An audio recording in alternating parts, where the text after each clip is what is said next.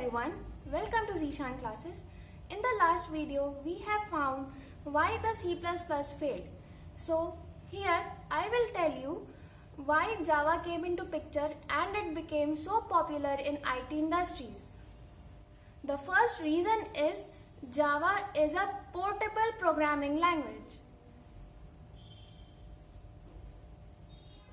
And the second reason is Java is a platform-independent programming language. Now, we will look how Java made portable or platform-independent programming language. Now, as we download any Java editor or a Java software, along with it gets downloaded two system softwares, that is Java Compiler and JVM. JVM stands for Java Virtual Machine. So now we will be learning what are the functions of these softwares or how the process of compilation and execution take place in Java. Suppose we have written a simple software using Java. Now this code written in high-level language will be fetched by the Java compiler. The Java compiler will not convert this high-level language to a machine-level language. Rather, it will convert this high-level language to bytecode. The bytecode is also called as the intermediate machine language. The reason is that the bytecode is written using both alphabets and zeros and ones. Now, this bytecode is fetched by another system software called as JVM, which is Java Virtual Machine. The role of this JVM is to convert bytecodes to the machine level language. After conversion into machine level language, the program gets executed and we get the desired output. So, the reason why we can say Java is a platform independent language is that in the internet, if we want to share our work or the software we compiled, we will not share the machine level language or the object file in the internet. Rather, we will be sharing bytecodes, that is intermediate language. Understood? Now, suppose we have written a program and now we want to share it in the internet so that the other people can also use it, and we have done all this thing of compilation and execution using DOS operating system.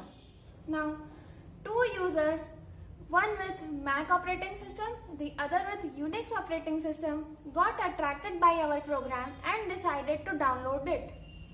So, these users now will be downloading bytecode. Now, one more property of Java Virtual Machine is that the Java Virtual Machine is different for every different operating systems. Like JVM for DOS will be different, JVM for Mac will be different, and JVM for Unix will be different. So, as the person with Mac operating system downloads the bytecode, this bytecode will be fetched by the JVM for Mac operating system. Now, this JVM will convert intermediate language to the machine level language.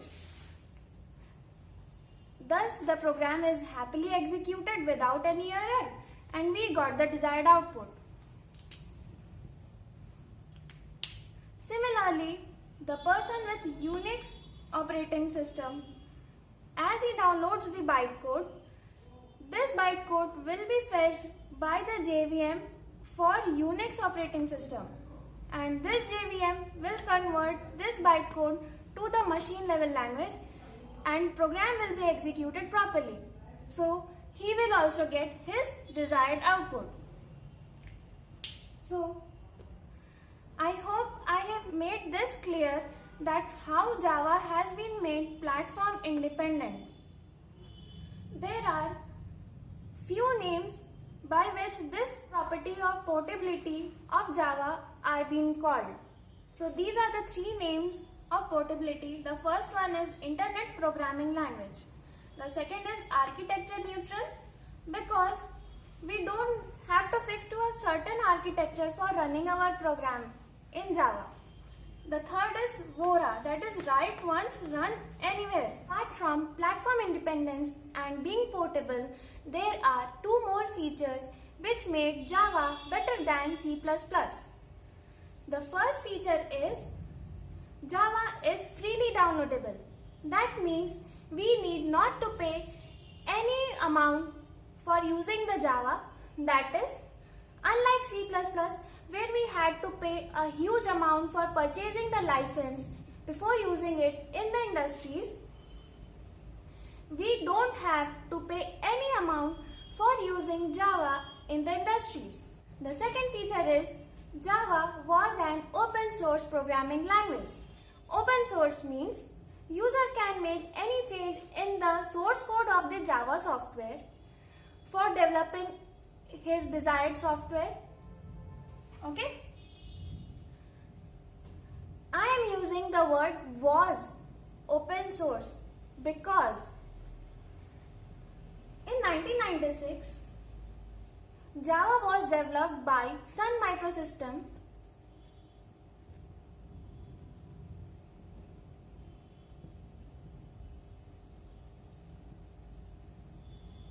and the Sun Microsystem made the Java as an open source programming language. But in 2011, Oracle purchased this Java from the Sun Microsystem. From 1996 to 2011, Java was an open source programming language.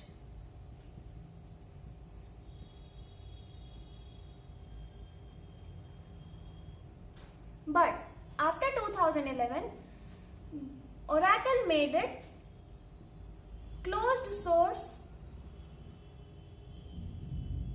programming language. That is, we cannot make any further changes in the source code of this Java software. We have to use the Java software by the rules and regulations provided by the Oracle. Understood? But even after being declared as a closed source programming language, the three other features of Java, that is portability, platform independence and freely downloadable, has made the Java very successful programming language in the IT firms. And till date, Java is preferred over C++ due to these three features. So, with the next topic, we will meet up in the next videos. If you have any doubts regarding any of the topics which we have covered till now, please mention it in the comment section. Thank you and have a nice day.